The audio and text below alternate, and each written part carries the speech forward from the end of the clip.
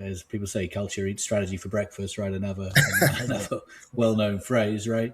So, but at the end of the day, also most of us are kind of coin operated, right? So, what do you think the role is of HR in terms of ensuring that the incentive model of the individuals is aligned back to the actual metrics and strategies of the organization? Because I sometimes see not sometimes, always see a disconnect there as well, right?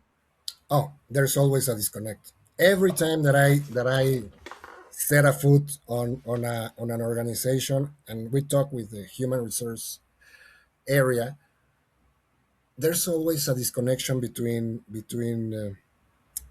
the job description, what the people or the person actually do, and also with their compensation package.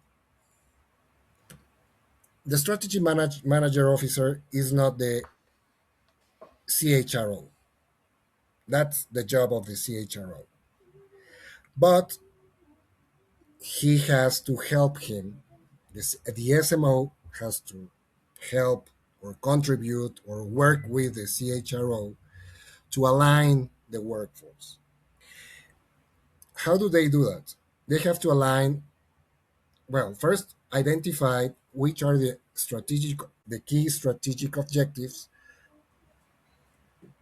and then align it to the processes and to the people, and identify those critical persons. Once we have identified those critical persons with a view of strategic priorities, we have to align their job descriptions. We have to analyze how do we have to compensate them, if the compensation package right now it's okay, or we can set up certain um, rewards, non-monetary or monetary rewards aligned to strategy execution, and that kind of discussions, that process of chair alignment have to be done between the strategic management officer and the CHRO. It has to be done one to one.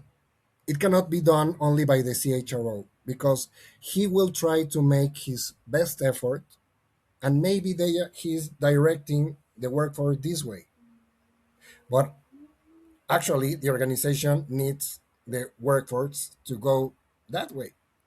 So it is very important for the organization that the responsible of strategy execution, whatever it is called, works with the human resource responsible at the C level to align and to communicate also, because it's not only about job descriptions and rewards, and no, it's also about how, where, and how and what are we going to communicate to the organization, because the people is going to receive certain messages, and depending on the message, they are going to process it in their minds, and they are going to react. So it is very important always to have that collaboration and that alignment between the strategic management officer and the chief HR officer.